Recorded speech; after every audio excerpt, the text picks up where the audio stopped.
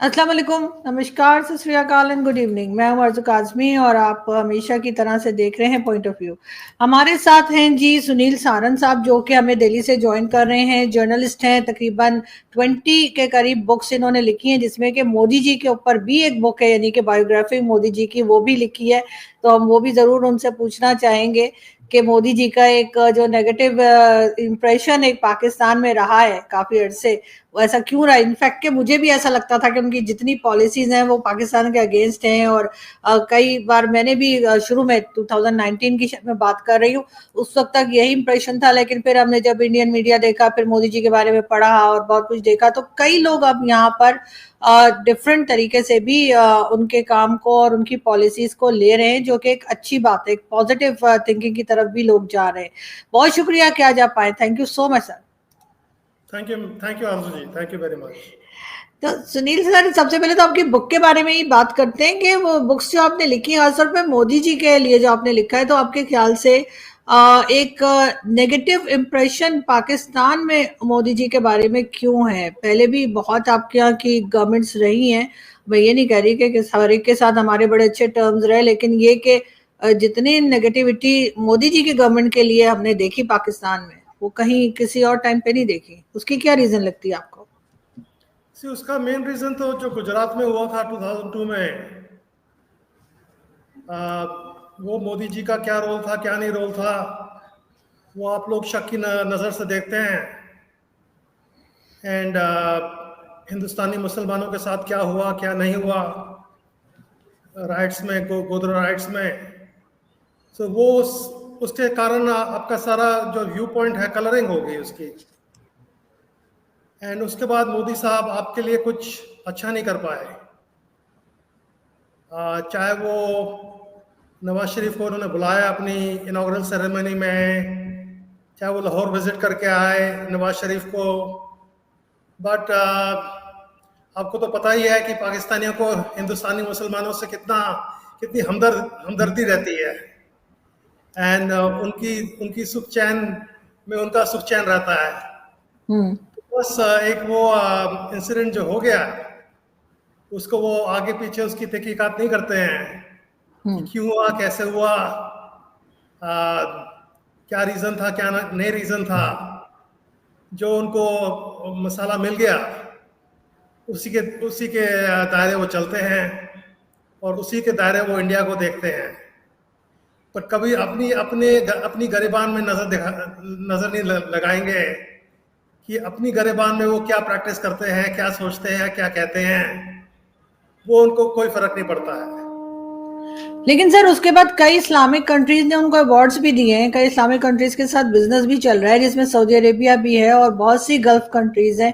उसके बाद भी वो जो एक इम्प्रेशन बन गया उस टाइम से, गुजरात के टाइम से, आपके ख्याल से वो क्यों हट नहीं पाया? ऐसा नहीं है कि बिल्कुल नहीं हटा है, कुछ लोग जरूर ऐसे हैं जिन्होंने अपने आप को करेक्ट किया है, जिसमें मैं खुद भी हूँ। लेकिन ये जरूर है कि अभी तक लोग उसी चीज को रिपीट करते जा रहे हैं। उन्होंने बहुत से काम ऐसे किए जो भारत को फेवर देते हैं, जिसमें इकोनॉमी भी आपकी बेहतर हुई है, आपकी फॉरेन पॉलिसी भी काफी अच्छी रही। लेकिन मोदी जी को क्या वजह है कि पाकिस्तान के साथ टर्म्स ठीक नहीं हो पाए? आरजू जी, वो मेन रीजन यही है कि जो पाकिस्तानी हैं, और पाकिस्तानी तो मुसलमान ही है सारे, तो मैं पाकिस्तानी कहूँगा, उनको हमारे हिंदुस्तानी मुसलमानों के साथ, जैसे कहते हैं ना, मगरमच्छ के टीयर्स, वो शेड करने की उनको बहुत आदत है। एंड जो भी मैं पाकिस्तानी इंटेलेक्चुअल देखता हूँ, एंड मैं तो बहुत चैनल्स देखता हूँ आपके, लिबरल से लिबरल आदमी भी हो पाकिस्तानी, उसका ये इंप्रेशन है कि इंडिया में मुसलमानों की हालत बहुत ख़राब है। एंड हमारी सचार कमेटी भी रिपोर्ट आई थी, उसमें नोट भी किया था कि हिंदुस्तानी मुसलमानों काफ़ी पिछड़े हुए हैं, उसमें कोई डाउट नहीं है। बट उसके क्या रीजंस हैं वो ये नोट नहीं करते हैं पाकिस्तानी लोग। सबसे पहले पाकिस्तानी लोग ये नोट करें कि वो क्यों इतने पिछड़े हुए हैं। हिंदुस्तानी मुसलमान की जो स्थिति है वो पाकिस्तान से बेटर है, पाकिस्तानी मुसलमानों से बेटर है। नहीं तो अगर उनकी स्थिति इतनी खराब होती, अगर उन पे इतने टॉर्चर इन्फ्लिक्ट हो रहे होते, अगर उन पे इतनी जातियां हो रही होती, तो वो क्यों नहीं असाइलम सीख करते हैं पाकिस्तान में? पाकिस्तान को हमारे सीएए जो मोदी साहब ने इंस्टीट्यूट किया, उससे हिंदुस्तानी मुसलमान को ये बहुत वो थी, घृणा हो गई कि उसमें मुस्लिम्स नहीं इंक्लूड किया गया, पाकिस्तान के मुसलमान को इंक्लूड किया। तो पाकिस्तान के जो मुसलमान जो ऑप्रेस हो रहे हैं वो तो शिया मुसलमान ही हैं, उसमें मेरे ख्याल से आप भी शिया ही हैं, एंड सुन्नी ऑप्रेस कर रहे हैं शिया मुसलमान को। एक फिक्र को तो आपने निकाल ही दिया है, अहमदिया को, उनको तो आप मुसलमान मानते नहीं हो। तो उसमें अगर अगर जो पटिशन करते सीए में करके आते इंडिया में मुसलमान, वो तो शिया ही आते, सुन्नी का तो कोई सवाल ही नहीं है। सुन्नी तो ऑपरेस कर रहे हैं शिया को। लश्कर जंगवी जो आउटफिट है, टेरर आउटफिट है, वो शियाओं के अगेंस्ट है, सुन्नी ने एस्टेब्लिश करी हुई है। आपकी आर्मी सुन्नी आर्मी है। तो जब हमारे मुसलमान इतने दुखी हो गए कि हमने मुसलमानों को नहीं इंक्लूड किया उसमें, प्राइमरीली फॉर शिया मुसलमान, तो मैं कहता हूं कि जब आपके पास भी मुल्क है, आपके पास भी धरती है, तो आप भी अपना एक सीए शुरू कर दीजिए फॉर इंडियन मुस्लिम्स। अब देखिए कितने इंडियन मुस्लिम्स आते हैं आपके सीए प्रोग्राम में। तो just to basically always point fingers and never realizing कि तीन, जब आप एक उंगली आप किसी पर पॉइंट करते हैं तो तीन उंगलियां आपके ऊपर पॉइंट होती हैं। अब मोदी साहब की जो गल्फ कंट्रीज के साथ पॉलिसी है, वो तो बहुत ब्रेक थ्रू ने किया है। सारे मस्जिद जाते हैं मोदी साहब वहां के। अब देखो यहाँ दाऊदी बोरा सेक्ट है, शिया सेक्ट है, वहां के जो स्पिरिचुअल लीडर हैं वो गुजराती सेक्ट है। तब जैसे भी है मोदी साहब तो गुजराती हैं, तो उनके पाँव के पास बैठ जाते हैं उनके पास। तो अगर उनको इतनी घृणा होती है इस्लाम के अगेंस्ट, तो ये सब काम नहीं करते वो लोग, वो मतलब वो मोदी साहब। तो ये तो एक चीज है कि अब पाकिस्तानियों को मेरे ख्याल से जलन है कि इंडिया आगे बढ़ रहा है, और आगे बढ़ गया है बहुत आगे, और उनको कोई ना कोई रीजन निकालना है कि इंडिया को नीचा दिखाने की कोई रीजन कोई ना कोई निकालना है। तो I think that is the only reason that they are insistent कि मोदी साहब is a very bad man.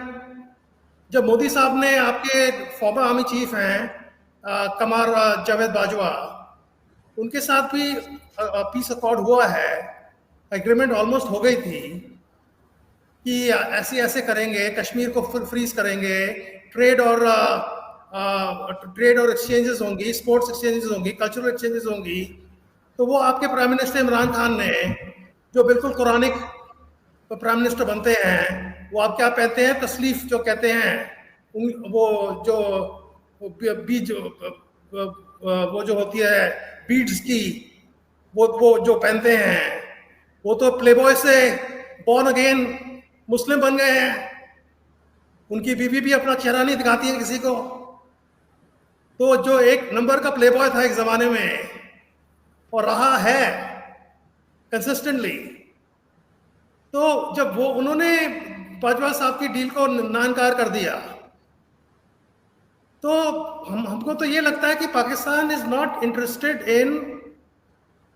In peace with us. Sir Kashmir, sir don't you think है कश्मीर इशू की वजह से ये सब हो रहा है? अगर कश्मीर इशू सॉल्व कर दिया जाए तो, या हो जाए, उसके ऊपर काम हो जाए, तो दोनों कंट्रीज में जो है वो थोड़े टर्म्स बेटर हो जाएंगे। अब आरसू बात ऐसी है कि कश्मीर इशू तो अब मैं शकील चौधरी साहब के चैनल पे बहुत काफी आता हूँ। उन्होंने काफी बारी एक्सप्लेन किया है कि कितनी बारी आपने ठुकरा दिया कश्मीर को। चाहे माउंटबैटन ने प्रपोज किया जिन्ना को प्लेबिसाइड करा दे वहां पर, चाहे लियाकत अली खान ने मना कर दिया कि हमें हैदराबाद चाहिए, हमें कश्मीर नहीं चाहिए, चाहे जिन्ना साहब ने अपने रेडर्स और अपनी आर्मी भेजी और स्टैंडस्टिल एग्रीमेंट को वायलेट किया है, तो 3 दफा, एटलीस्ट 3 टाइम्स, तो आपने ठुकरा दिया कश्मीर को। फिर कश्मीर ने एक्सीड कर लिया इंडिया को, तो प्रॉब्लम तब सॉल्व हो गई ना। अब ये जब आप नहीं उसको ले पाए जबरदस्ती से, और आपने खुदा में ठुकराया है, जब आपको पटेल साहब ने लियाकत अली खान को कहा है कि जी आप हैदराबाद हमें छोड़ दो, हमें दे दो और कश्मीर आप ले लो, तो लियाकत अली खान ने कहा कि अरे मैं वो चंद पहाड़ी का कश्मीर के लिए इतनी बड़ी प्रिंसली स्टेट को छोड़ दूं, हैदराबाद जैसी। तो अब आपके जो इंटरलोक्यूटर्स हैं जो आते हैं, कहते हैं इतनी इतनी प्रिंसली स्टेट्स थी, सिर्फ एक का रिलीजन पे बेसिस पे रिजॉल्व नहीं हुआ है। अब जो ब्रिटिश गाइडलाइन दे गए थे, ब्रिटिश ने ये गाइडलाइन नहीं दी थी। ब्रिटिश ने गाइडलाइन दी थी कि अगर आप कॉन्टिग्यूअस स्टेट हो और अगर आपका मजहब और दूसरी स्टेट से, पाकिस्तानी इंडिया से मिलता है, तब रूलर के ऊपर डिपेंड करता है रूलर क्या चूज करे। तो कश्मीर के रूलर ने इंडिया को चूज किया है। तो कश्मीर इस इंडिया का जो स्टेटस को पोजीशन है, जो कश्मीर की अब हालत है, from India's point of view that is resolve. बातें तो यहां से निकलती हैं जो हम पाक ऑक्यूपाइड कश्मीर कहते हैं कि उसको लिबरेट करो, but India is a status को इस पार।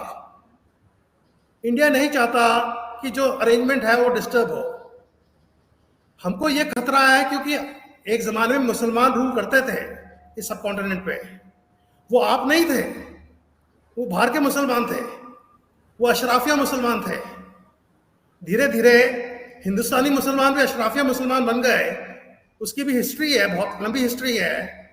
बट जो बाहर के मुसलमान आए थे, अफगानी जो आए थे और सेंट्रल एशियन जो आए थे, वो हिंदू कन्वर्ट टू इस्लाम, उससे कभी शादी नहीं करते थे। वो हमेशा या तो वो हिंदू जो high cast upper caste Rajput औरतों थी उनसे प्रेफर करते थे शादी करना। तो एक जमाने में मुसलमानों ने नो डाउट राज किया है। फिर जैसे आप लोग कन्वर्ट होते गए, कोई भी रीजन के कारण आप कन्वर्ट होते गए हिंदुइज्म से इस्लाम में, फिर आपने हिंदुओं को दबाया, 800 साल दबाया आपने हमें। हम तो सड़क भी नहीं पार कर सकते थे, हमको अपनी आंखें नीचे रखनी पड़ती थी। अगर मुसलमान हमें क्रॉस करे तो हिंदू को अपनी आंखें झुका के रखनी पड़ती थी। अब मैंने एक लिखा है article, it's high time for truth and reconciliation in south Asia. उसमें मुसलमान एडमिट कर रहे हैं कि आपने कितनी जातियां की हैं हिंदुओं के साथ। वो जो आपके आते हैं डॉक्टर मिश्रा, वो अभी चैनल में आए थे, शकील चौधरी के चैनल में मेजर राजा के साथ। तो वो डॉक्टर मिश्रा ने आपके चैनल में भी बहुत आते हैं। उन्होंने एक साफ कहा है कि Islam and Muslims or Hindus of the subcontinent an apology. वो आप देने को तैयार नहीं हो, और आप सोचते हो कि वो जो टाइम था 800 साल का, it was a glorious time for India, it was a glorious time for Muslims in India. It was a terrible time for Hindus in India.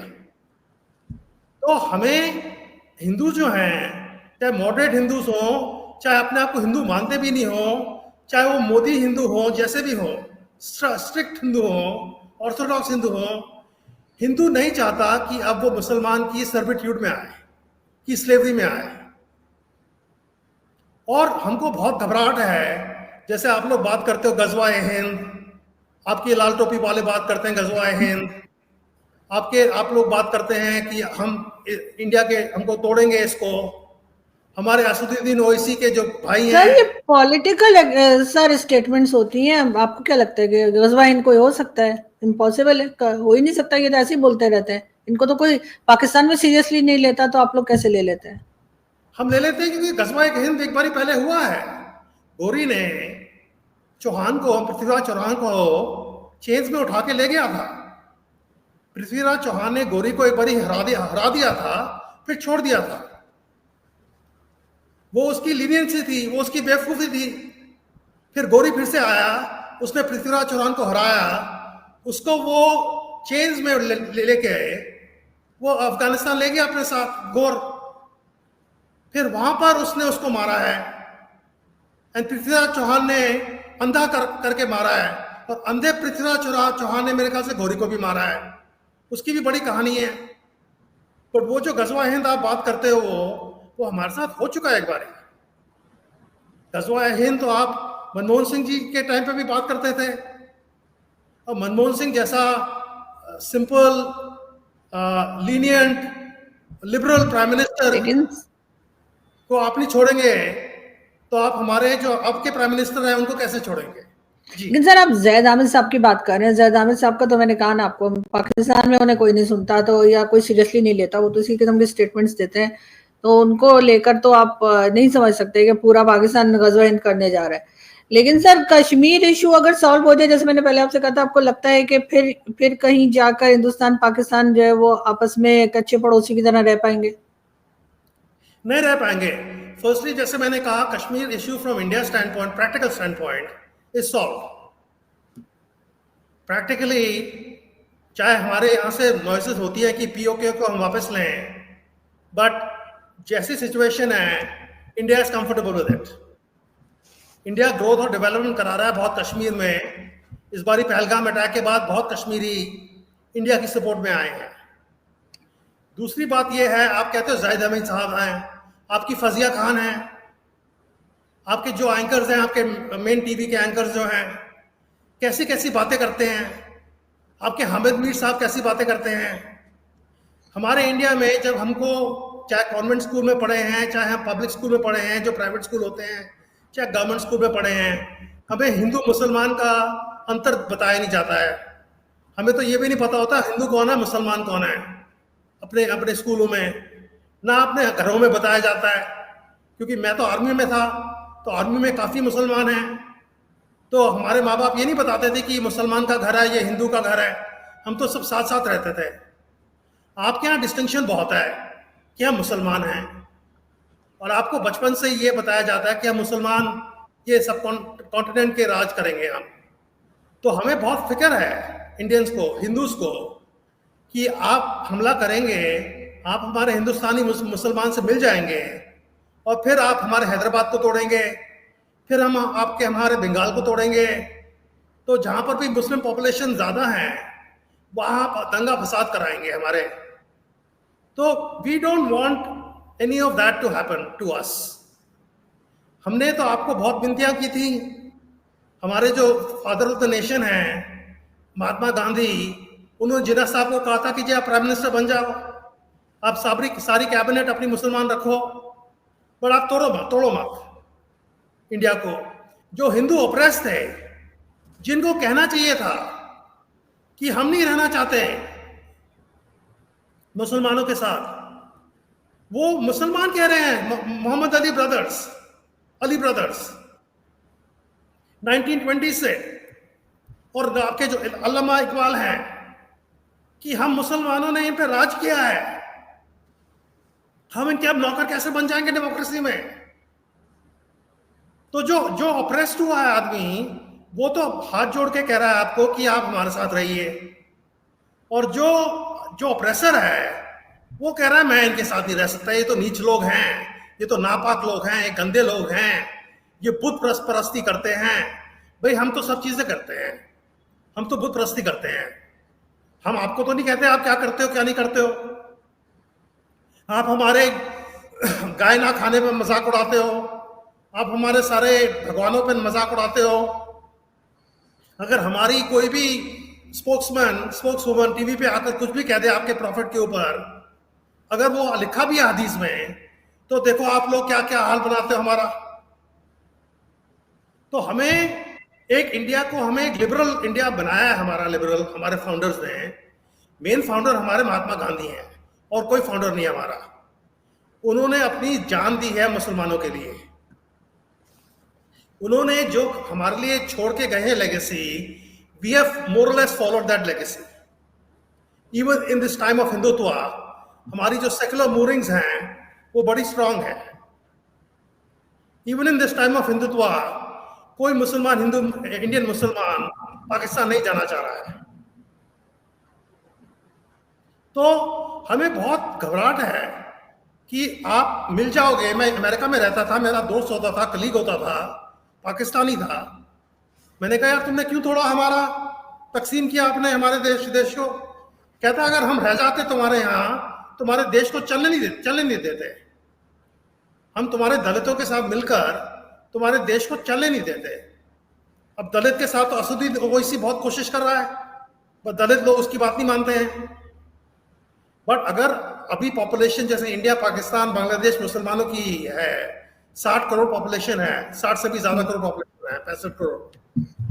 अगर आप लोग 65 करोड़ होते और हम 2 करोड़ का 2 या 1.8 बिलियन का मुल्क होता तो 1/3 आपकी आबादी होती।